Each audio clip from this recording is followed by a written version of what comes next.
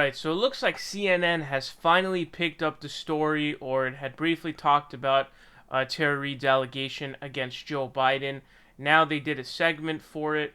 What's interesting is I went on their YouTube page. It doesn't look like they uploaded this. If they had uploaded this, I wouldn't have done this video.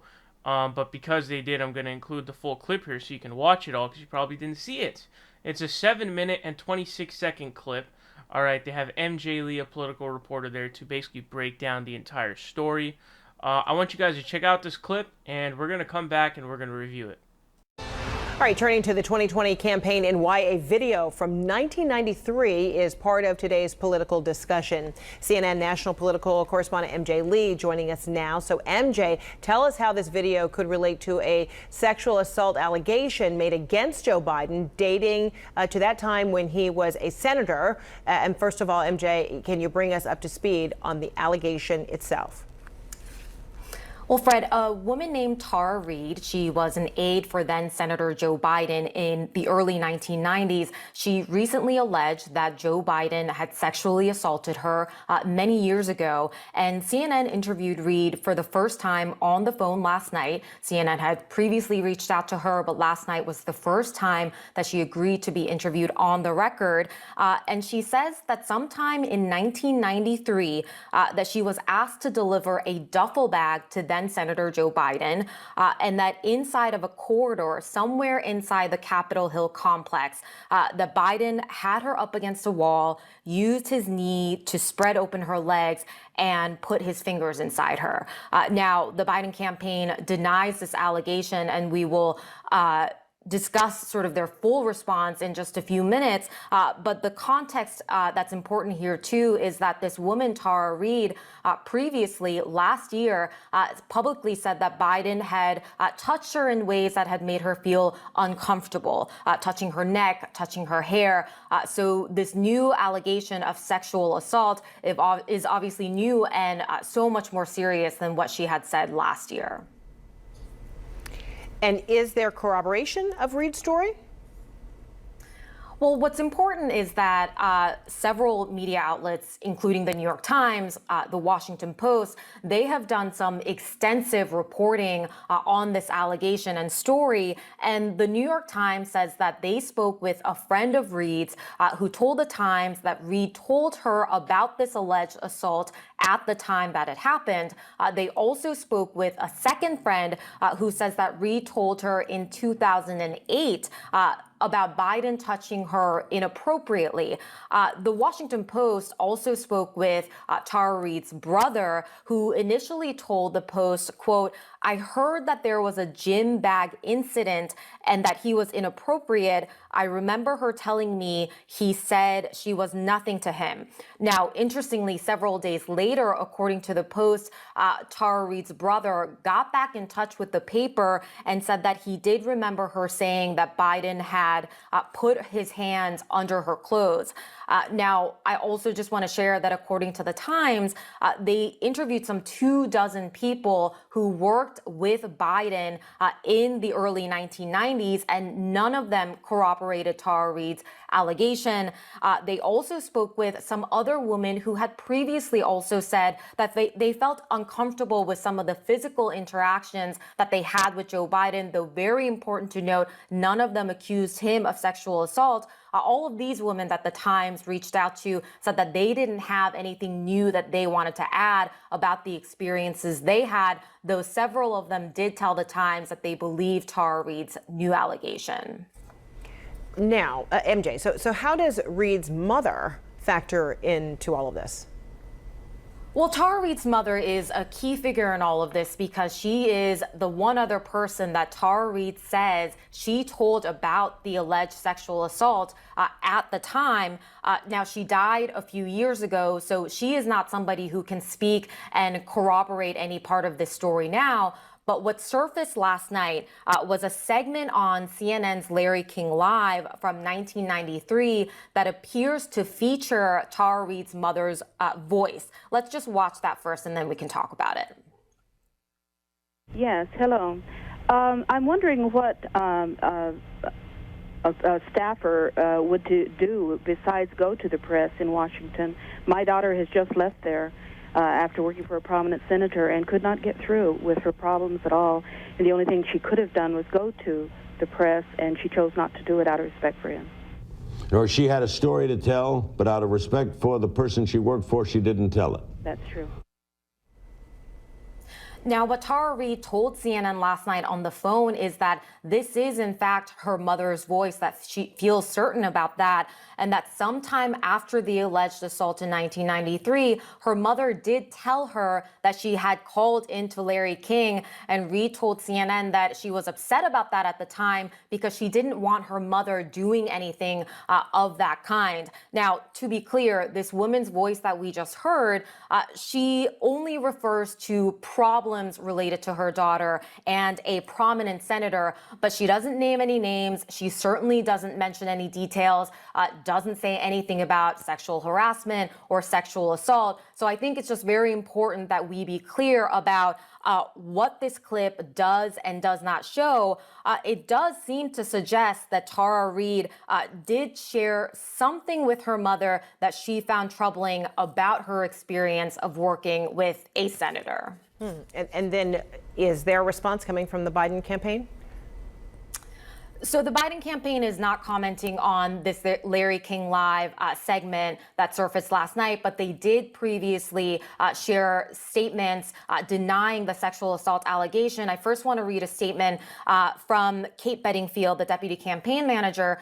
She says, Vice President Biden has dedicated his public life to changing the culture and the laws around violence against women. He authored and fought for the passage and reauthorization of the landmark Violence Against Women Act. He firmly believes that women have a right to be heard and heard respectfully. Such claims should also be diligently reviewed by an independent press. What is clear about this claim? It is untrue. This absolutely did not happen. Now, the other statement that the campaign also shared with CNN is from Marianne Baker. She was the executive assistant for Biden in the 1980s and 1990s when Biden was a senator. She is the woman that Reade told the Times she had complained to, in addition to two other aides at Biden's office. So let me just read Baker's statement. She says, in all my years working for Senator Biden, I never once witnessed or heard of or received any reports of inappropriate conduct, period. Not from Ms. Reade, not from anyone. I have absolutely no knowledge or memory of Ms. Reade's accounting of events, which would have left a searing impression on me as a woman professional and as a manager. Their clearly false allegations are in complete contradiction to both the inner workings of our Senate office and to the man I know and work so closely with for almost 2 decades. All right, so I would say for the most part, that was a pretty good segment. I mean, I feel like it sort of covered the whole thing. It sort of gave most of the information. They included the fact that this was corroborated by multiple people, which is really the most key thing, is that people are basically coming out and saying, yeah, Tara told me at the time of what happened. That's a huge piece. And the Larry King video that everyone's talking about now is basically an extension of that, because what it means is this was something that was filed at the time. It was a concern that was filed, and it's not something, because what's the response from people right now? Oh, well, why is she coming up with it now? She's not just coming up with it now. She did this way back in the day, but had no outlet and didn't want to go to the press because of the massive shitstorm that would come with that. Imagine being someone getting ready to get just completely mauled by the press. And so they did for the most part, a good job. I didn't like the portion where they said, oh, well, you know, just to make it clear, that phone call from Tara Reade's mother on Larry King, it doesn't say anything about sexual assault or harassment. I feel like that misleads people when obviously it's pretty obvious what she's talking about. And I think even from the context of the show is what it seemed like to me. It seemed like there was sort of that kind of a window, sort of a segment. But, you know, what is she going to go on and say sexual harassment or something like that? That's a pretty big deal. It's a pretty big deal. So now what's interesting is this clip from Marianne Baker, who's apparently the former Joe Biden executive assistant. She says, in all my years working for Senator Biden, I never once witnessed or heard of or received any reports of inappropriate conduct, period. Not from Miss Reade, not from anyone. And then the quote goes on. But what's really interesting about this is there is actually evidence for this. There's evidence, and so there is some pretty serious weight with this that I'm about to tell you. So University of Delaware right now is harboring all of Joe Biden's Senate records. They gave University of Delaware all of his Senate records. And so they're refusing to open it. The University of Delaware is refusing to open it. This Senate record could show documents proving that Tara Reade had filed a complaint, had gone up to management and all of that, to the executive assistant for, Marianne Baker and all these people. So they're not releasing it though. So I find it really telling, because to me it's like, if you wanted to fully exonerate yourself, especially quickly and now, I would imagine you would do that. But that tells me that, there's something more to this.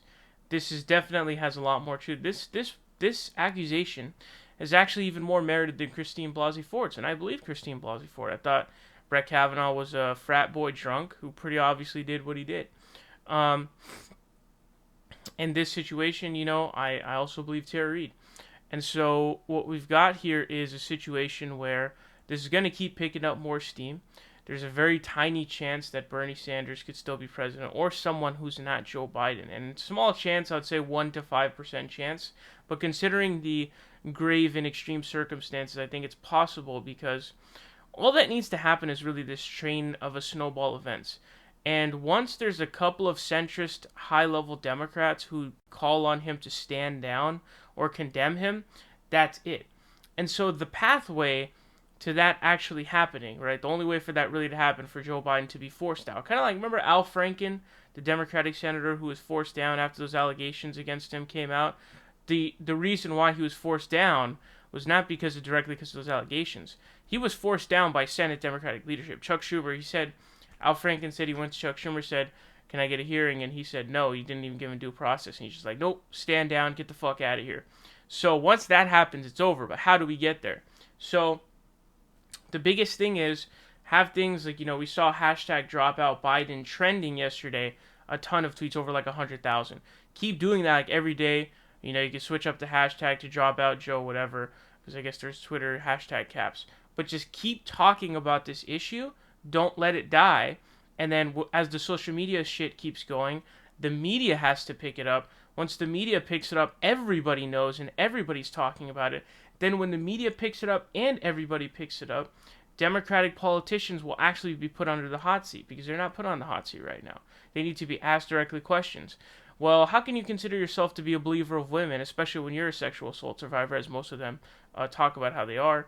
How can you not believe Tara Reade's story? How can you endorse Joe Biden? And that's what would inevitably happen. And once there's like 2 or 3 high-level Democratic leadership in the Senate, high-level Senate Democrats, House Representatives, whatever, at that point it's over for Joe Biden. He has to step down, because the shouts are going to come pretty high, and once that happens, it's pretty much over. And so it's very, very possible. I also question whether or not Joe Biden would even remember an incident from the 90s, the early 90s at this point in time. I don't think his brain has the capacity to recall something 30 years ago. But hopefully the media continues to cover this. I'm already seeing Republicans like Charlie Clark use this. And so I'm not really sure where this goes from here. But hopefully Biden ends up being forced down because he's a rapist. And then Bernie Sanders unsuspends his campaign. I don't know if other campaigns would do the same. But that is, I guess, the best scenario at this point.